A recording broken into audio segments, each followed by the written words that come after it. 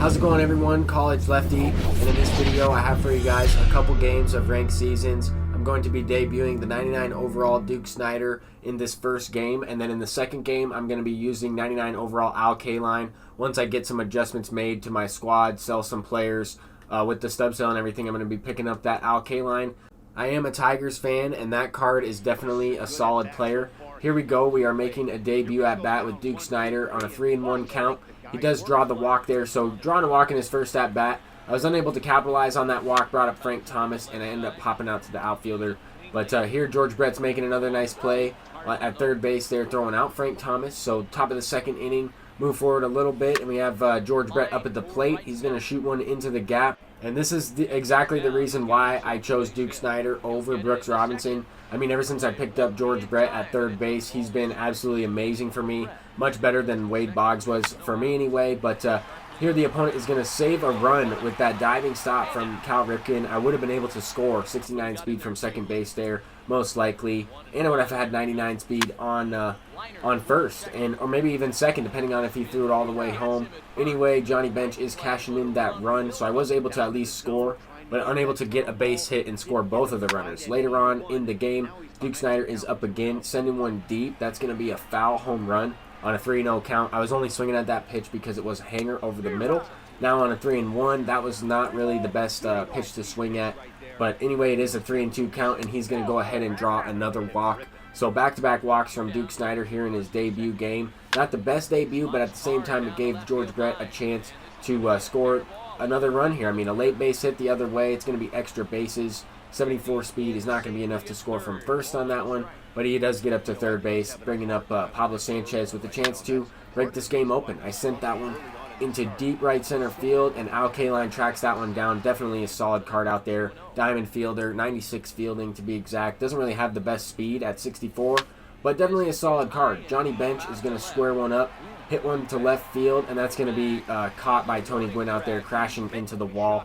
Can't believe he made that catch. I don't know how that one wasn't a home run. I don't really know how I could have hit the ball any better, but it is what it is. It wasn't sent out for a bomb. It was a fly out to the warning track. It's as good as a strikeout. But anyway, a 2-0 game here. The opponent got a base hit. He is able to steal second on this play. Kind of a interesting play there. I got a perfectly green throw with Johnny Bench, and he throws it high. I thought I would have been able to have him out at second there. Anyway, he does score that run. 95 speed, comes around and scores from second with that base hit from George Brett. Unfortunate for me to give up a run in that situation, but anyway, this kind of sparked a rally. I mean, he got a base hit, a double with Al Kaline there. He holds up at first base, and I actually threw him out at third. I don't really know how George Brett made that diving tag. All I did was press the right stick towards the runner, and he dove for it.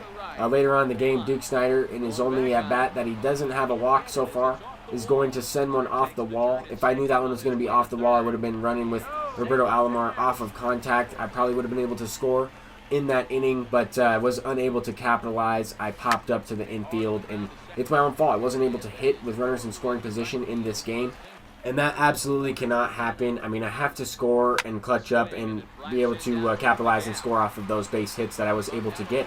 But the opponent is doing just that. He sends that hanging curveball off the wall and got kind of messed up here on the bases. Luckily, Frank Thomas tags him out there. I thought I was about to miss him, but I got out of the inning there, got out of the jam, and that was a pretty crucial play. However, he was able to tie up the game.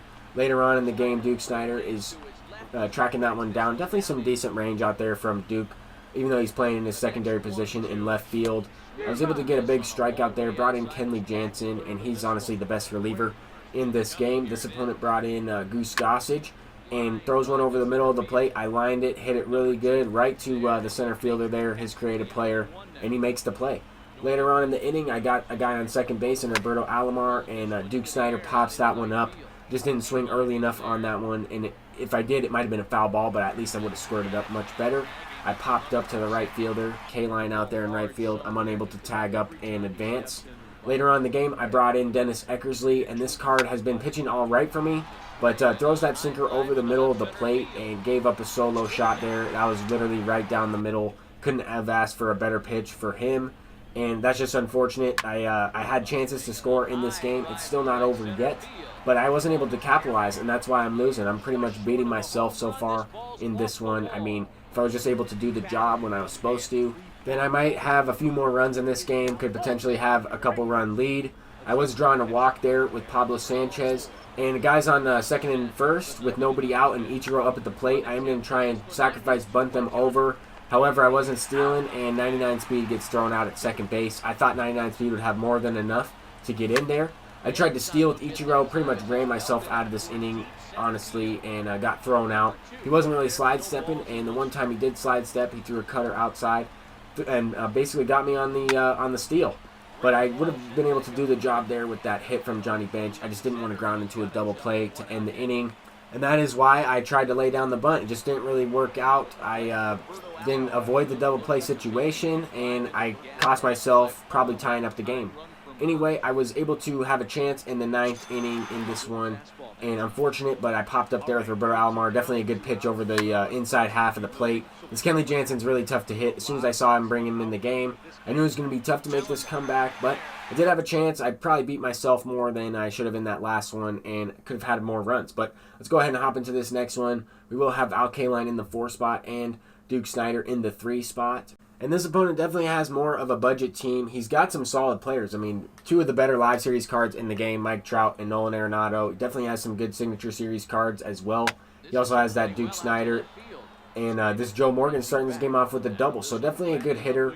I mean, he sent me a friendly quit. I'm not sure if he is a big fan of the channel or whatnot. I don't necessarily know him by his PSN, so I didn't accept the friendly quit. I wanted to play this game and use Al Kaline and Duke Snider. I know that he had a lefty on the mound in Cliff Lee. I figured that it would be a good matchup for Al Kaline, and he's going to go ahead and smack one into left field for his debut at bat. I thought that one was going to be out for a homer. I was waiting for the no-doubter animation, but did not quite have enough pop on that one. But Matt Kemp does. He sends that one deep. He pulls that one, slider over the middle of the plate, try to get it more on the outside half. He smacks that one to left field. And Matt Kemp is a pretty good card. I was surprised that he was able to hit that one out. He has more of a lower vision. But this opponent also might hit really well with right-handed hitters that have that one-handed swing. He might also hit low pitches in the zone really well, because there he hit 2 homers right there with Matt Kemp and Nolan Arenado. They have a very similar swing, a low pitch in the zone, and he golfed them both out for a home run. Something that I definitely have to keep in mind for the rest of this game. He has some pop at the bottom half of his order, and so do I, though. So I'm going to try and make this comeback. I'm going to try and chip away at the 2-run deficit. I lined one out to Mike Trout in center field with Roberto Alomar. I knew it right off the bat that that one was going to be a line out. It was squared up, hit well, but unable to capitalize off that base hit from Frank in that last inning. And this opponent is going to start this next inning off by smacking one into the gap for an extra base hit with Mike Trout. That pitch was a little bit above the zone. He went up and got that one, hit it for a double. Unable to capitalize and score off that one, but it was a nice hit, a 1-out double. And Zach Greinke's also going to get this inning started for me with a double, launches that one into the gap as well. That's going to be 104 off the bat, and that's going to be a double into the gap. So brings up Tony Gwynn, and I've been kind of getting a lot of these late base hits. It said it was late, but I did pull the ball. It was also jammed. It's just kind of a weird hit, but it does fall outside of the infielder's reach and right in front of the outfielder out there. But a very important hit right there with the creative player, 99 speed and the contact focus shortstop. I was kind of mixing my guys around using Bench, using Cal Ripken recently.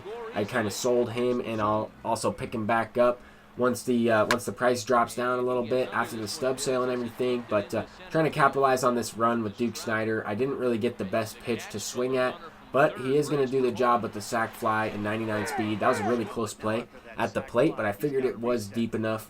And if the opponent had a better arm in center field rather than Mike Trout, I think he would have been out at the plate. But anyway, Al Kaline, so he's 0 for 2. He smacked the ball twice, hit it pretty hard, once to the outfield, once to the third baseman. I really do like that card swing. Even though I haven't been able to get a base knock with him in this game, I really do like his swing. I think that he's going to be very good for me. I'm going to plan on using him, even though he hasn't really done much in this game so far. I was able to hit a home run with Tony Gwynn in that last inning, and the opponent had a chance to score the run right back. He had Nolan Arenado on third base after he also had a base knock. But I mean, that base hit, or that hit from Joe Morgan to third base, that kept him from scoring. Nolan Arenado dove back into third. Right here with Al Kaline, I thought I got that one. I was slightly late on that. I was trying to pull that pitch. That was a hanging curveball, and I dropped the PCI, just popped it up. That's 100% my fault. I had some good pitches to hit with him, and this opponent also had some good pitches that he did hit. I mean, he wasn't really getting rewarded all the way throughout this game. He definitely had some chances to score some more runs and didn't really capitalize. I also hit the ball pretty well, and some of those hits resulted in outs. I thought that ball was getting down right away from Johnny Bench. He's going to go ahead and hit into a double play on that line drive to left field. Squared it up multiple times with that Johnny Bench in the last couple games, but unable to get rewarded and smack one out off of a righty, that is. But anyway, there with Zach Britton, I've been struggling pitching with him and locating, especially with bases loaded. I mean, the last couple times using that card with bases loaded, I've walked in a run. Luckily, Trevor Hoffman is going to be able to get the job done on one pitch. As soon as I went to him, he gets the double play. Very important out, as he could have really broke the game open. But later on, Matt Kemp, I mean, I couldn't get this card out. Matt Kemp's going to shoot one up the middle, and I thought I was going to be able to throw him out with Tony Gwynn at the plate, but he is safe. I mean, just enough speed to get in there safely. He brings up his creative player in a 4-4 game. I have to go to Billy Wagner here. I'm just hoping that I can get a double play ball. I mean, he's already hit into a double play earlier in this game. And I'm not really playing a matchup right now facing his creative player. He does have a power-focused catcher, and he's going to have the same stats versus a lefty or a righty.